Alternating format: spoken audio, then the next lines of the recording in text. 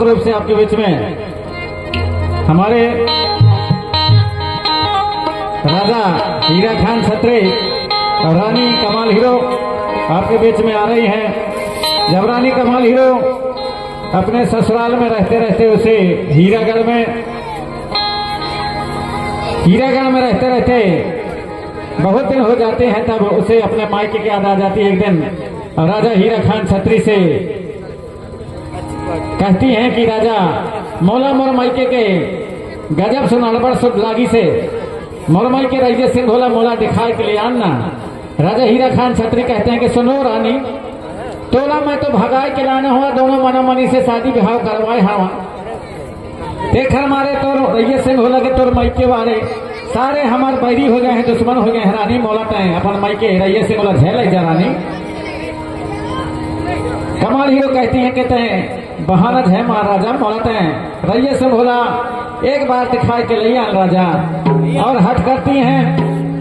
अंततः त्रिय हट के सामने राजा कमाल हीरो मान जाते हैं और कहते हैं कि ठीक है रानी, तय चल ठोला बना, तरह तरह के रकम के ठोला बना, तैयारी कर ले, मैं भी तैयार होता हूं करके दोनों तैयार होते हैं। रानी कमाल हीरो ठोला बनाती है, कपड़ा ओढ़ना पहनती है।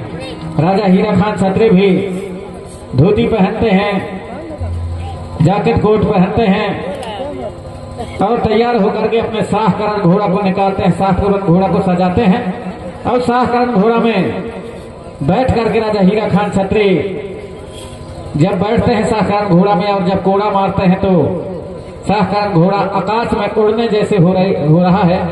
पीछे पीछे कमाल हीरो चलती है। अंत में कमाल हीरो चलते चलते थक जाती है, तब राजा हीरा खान छत्री को पुकार करती है कि राजा मोला घोड़ा के पिठार में बैठा ले, मैं थक गई हूँ। लेकिन हीरा खान छत्री उसे नहीं बैठाते और ऐसे होते होते ही रैये सिंह होला रायसेन पहुंच जाते हैं। राजा अपने ससुराल पहुंचता है, रानी अपने मायके। इस प्रकार से उस समय का वर्णन हमारे भावनात्मक रूप से हमारे कलाकार राजा हीरा खान छत्री कमाल हीरो आपके बीच में आ रहे हैं।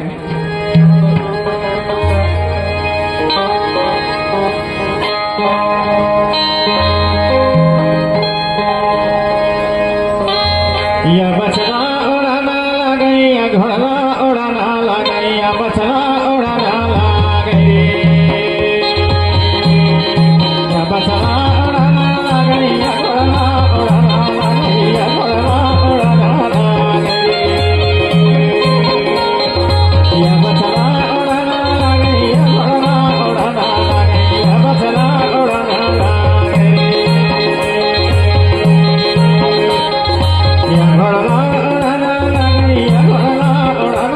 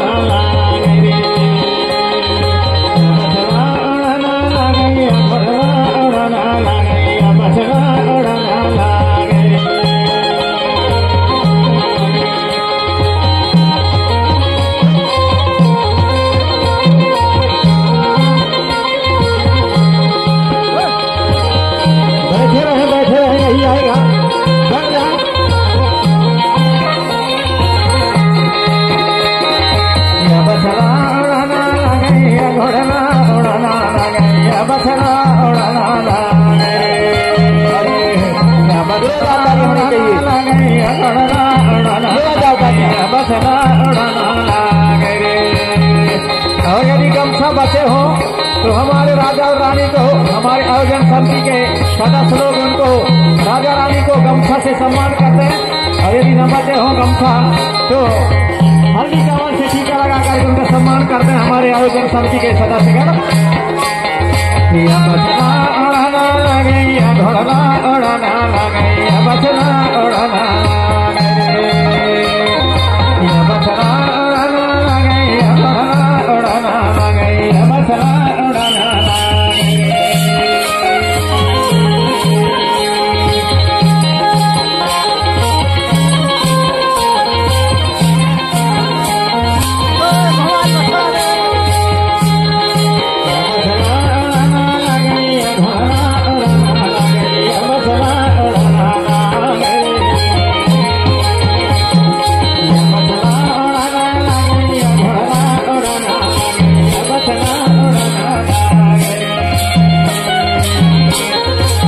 बचना महला गई सोन सकारे घोड़ला घोड़ना घोड़ला महला गई सोन सकारे बचना घोड़ना बचना महला गई सोन सकारे घोड़ला घोड़ना बचना महला गई सोन सकारे घोड़ला घोड़ना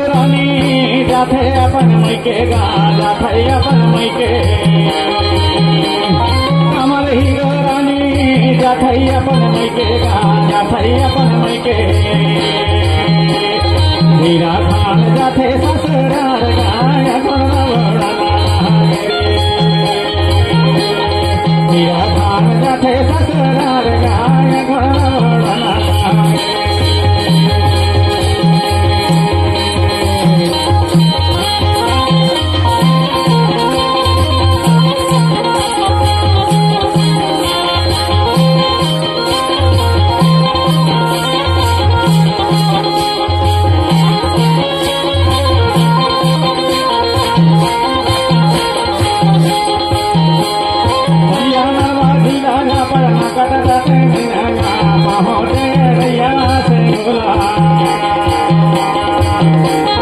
नदिया नवा पहाड़ न कट जाते पहाड़ न कट जाते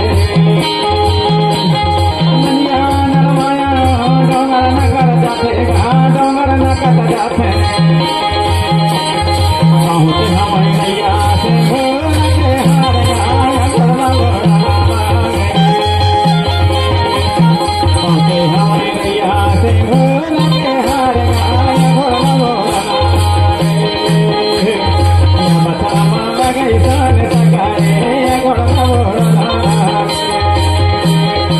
बचला माला गई सन सकारे घोड़ा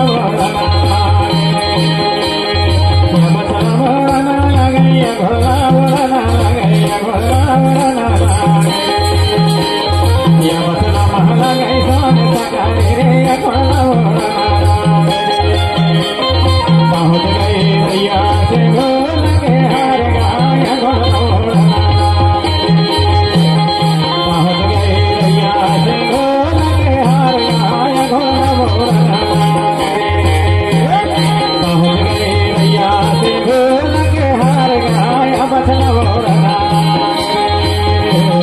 पहुँच गए